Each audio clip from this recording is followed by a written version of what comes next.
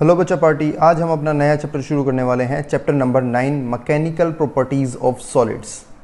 देखो बेटा, +1 के फर्स्ट हाफ में हमने जितना भी सिलेबस किया वो चीज़ें मोशन से रिलेटेड थी, यानी कि motion under gravity, motion in a plane, motion in a straight line, ये सारी चीज़ें यानी कि कहीं ना कहीं सारी चीज़ें मोशन से रिलेटेड थी। अब आने वाली जितनी भी चीज़ें होंगी आपके सेकेंड हाफ में वो डील करेगी आपकी मटीरियल से।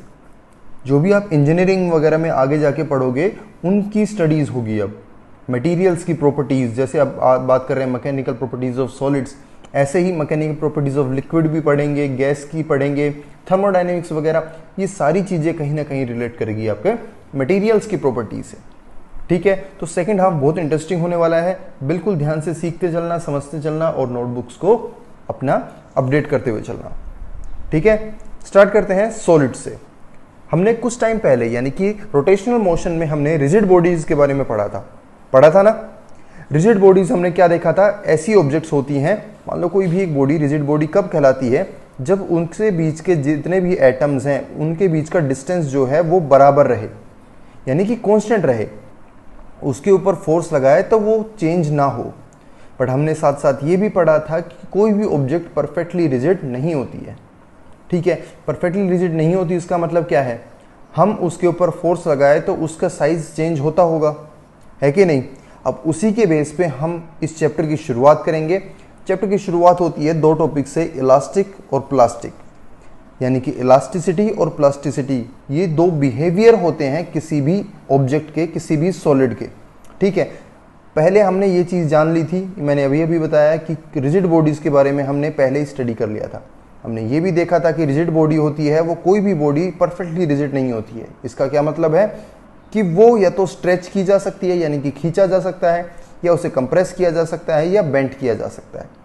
ठीक है, ये प्रॉपर्टीज होती है रिजिड बॉडी की, यानी कि परफेक्टली रिजिड ना होके उसके साथ हम स्ट्रेच, कंप्रेशन या फिर उसके साथ बेंट कर सकते हैं। ठीक है, अब इसी के बेस पे हम डिफाइन करेंगे इलास्टिसिटी। इलास्टिसिटी क्या है? If a body regains it's original shape, अगर कोई भी ऑब्जेक्ट अपना ओरिजिनल शेप रीगेन कर ले यानी कि दोबारा से पा ले। ठीक है, after the removal of deforming force, उसके ऊपर लगा हुआ डीफॉर्मिंग फोर्स हटाने के बाद अगर ऑब्जेक्ट अपना शेप और साइज दोबारा पा ले, दोबारा ग्रैब कर ले, तो हम कहेंगे it is said to be elastic body. वो ऑब्जेक्ट कैसी कहलाएगी? Elastic, and this property is known as elasticity. अब इसमें आपको एक चीज समझ में नहीं आई होगी, वो है डीफॉर्मिंग फोर्स। डीफॉर्मिंग फोर्स देखो क्या होता है।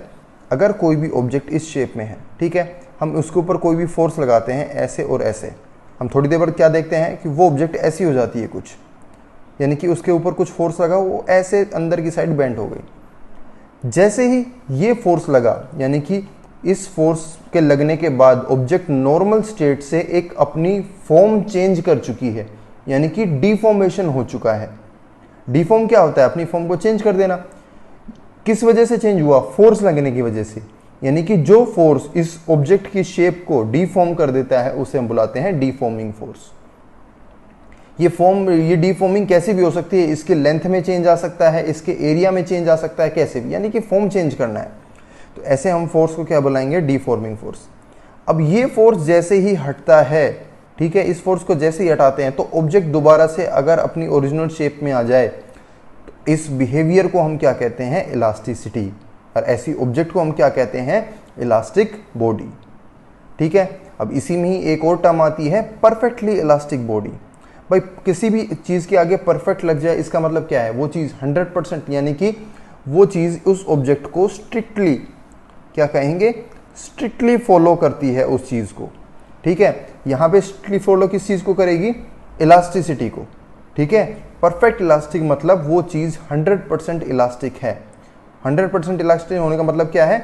Regains its original shape and size completely. ये इंपॉर्टेंट वर्ड है भाई। ओरिजिनल शेप एंड साइज को रीगेन बहुत सी ऑब्जेक्ट कर लेती है, हम सारी को इलास्टिक बुलाते हैं। थोड़ा सा भी मान लो इसके ऊपर फोर्स लगाया, ये डिफॉर्म हुई, थोड़ी देर बाद थोड़ा सा भी अगर इसने अपनी ओरिजिनल शेप को रीगेन कर लिया ना, तो इसको इलास्टिक बुलाएंगे। लेकिन कुछ ऐसी ऑब्जेक्ट्स जो बिल्कुल पहले जैसी हो जाए, जो बिल्कुल पहले जैसी हो जाए उन्हें हम क्या बुलाएंगे, परफेक्टली इलास्टिक। और अब एक शॉकिंग बात क्या है कि कोई भी ऑब्जेक्ट 100% इलास्टिक नहीं होती है। क्वार्ट्ज एक ऐसा मटेरियल है जो एक मतलब अप्रोक्सीमेटली परफेक्ट इलास्टिक है। परफेक्ट इलास्टिक वो फिर भी नहीं है, अप्रोक्सीमेटली परफेक्ट इलास्टिक है। ठीक है, अगला टॉपिक आता है हमारा प्लास्टिसिटी का।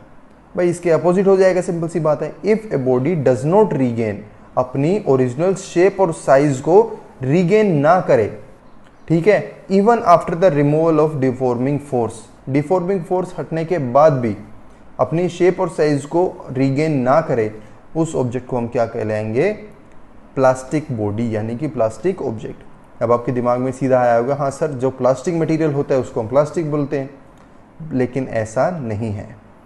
आपका जो प्लास्टिक होता है ना, जितनी भी प्लास्टिक की चीज़ें होती है वो भी एक तरीके से इलास्टिक होती है।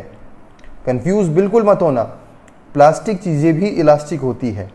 ये प्लास्टिक मटेरियल की बात कर रहा हूँ मैं, जो आपकी प्लास्टिक, मान लो चेयर है, आपकी चेयर प्लास्टिक है, पर चेयर को आप देखना थोड़ा सा, उसके मोड़ के देखना थोड़ा सा, वो दोबारा से अपनी शेप में आ जाती है। एक हद तक दोबारा से अपनी शेप में आ जाती है, यानी कि डिफॉर्मिंग फोर्स लगने के बाद भी शेप में आ रही, तो वो ऑब्जेक्ट क्या हुई, इलास्टिक।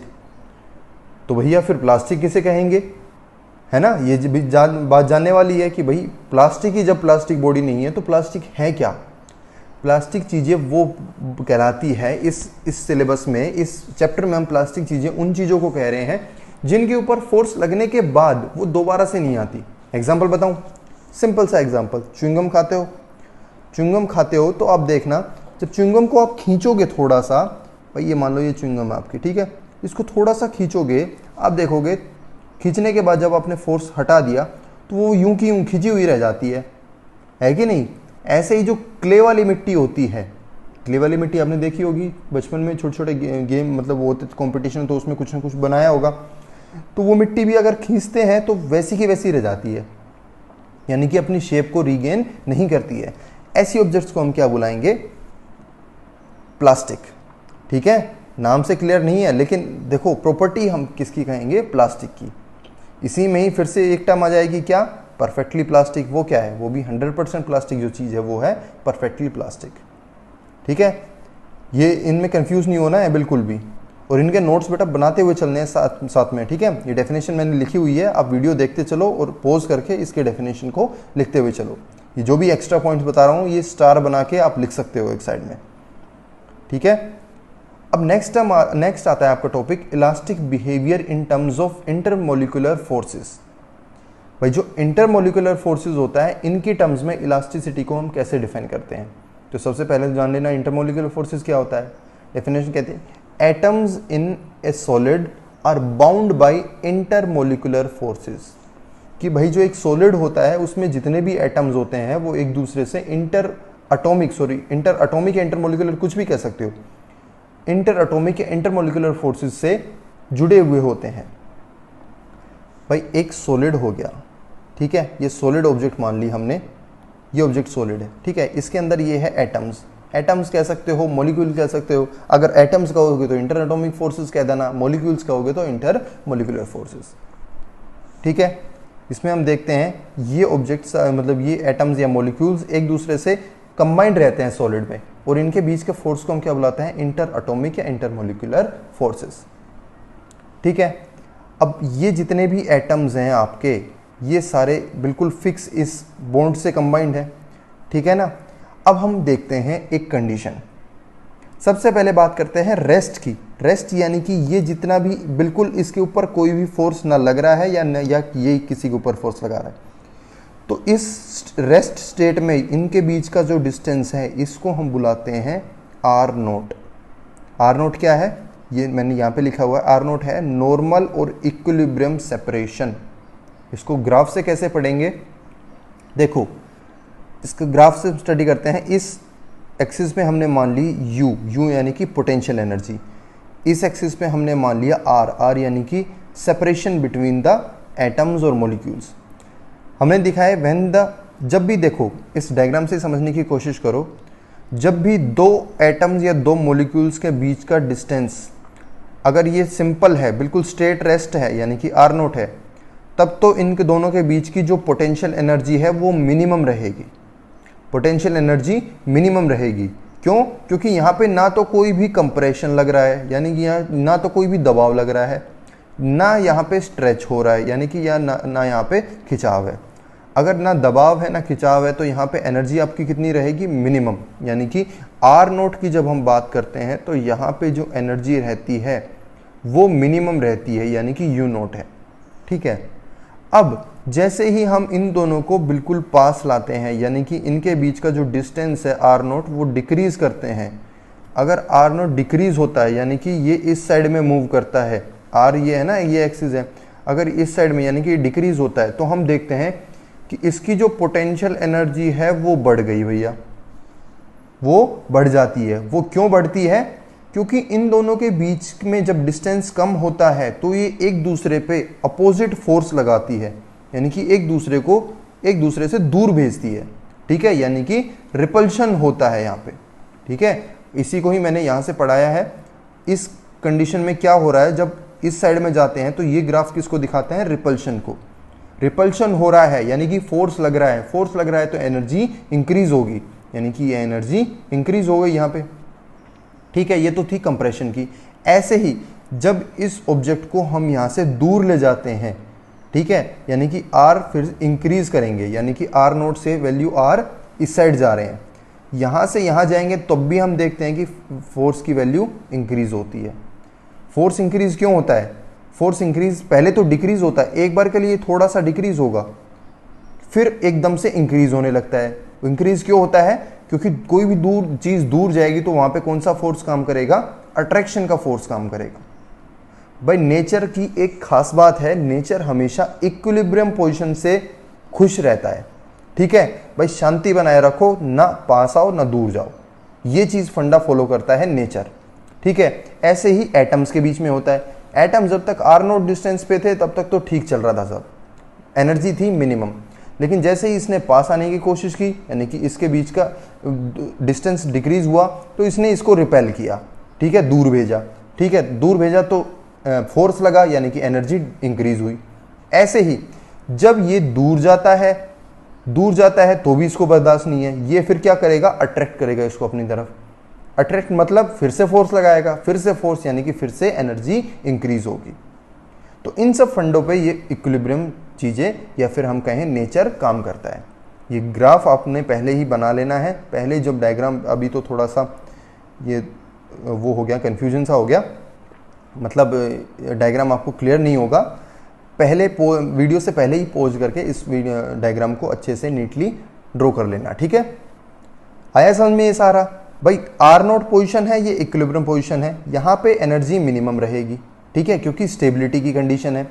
जैसे ही पास जाएगा तो रिपल्शन बढ़ेगा, एनर्जी बढ़ेगी। ठीक है, जैसे ही दूर जाएगा तो अट्रैक्शन बढ़ेगा, फिर से एनर्जी बढ़ेगी।